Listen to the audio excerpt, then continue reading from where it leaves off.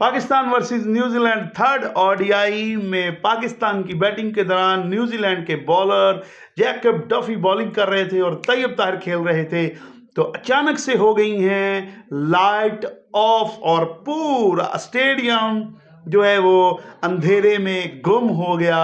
और बड़ा ही funny moment था तैयब ताहिर का भागना, उसमें बड़ा ज़बरदस्त मतलब मज़ा और एक हंसी आई, मज़ेदार वो क्लिप था। वो मैं नीचे तस्वीरें आपको, ये नीचे लगी हुई तस्वीरें आप देख रहे हैं, तो ज़बरदस्त मज़ेदार काम हुआ है। खैर, बातें करने वाले तो बातें करते हैं, लेकिन कोई नहीं, कभी कभी ऐसी अनहोनियाँ भी होती हैं जो बड़ी यादगार और फनी होती हैं। आप वीडियो को लाइक कर दीजिए, चैनल को सब्सक्राइब कर दीजिए। छोटा कंटेंट क्रिएटर हूँ, बड़ा हो जाऊंगा आपकी सपोर्ट के साथ। So love you all, God bless you.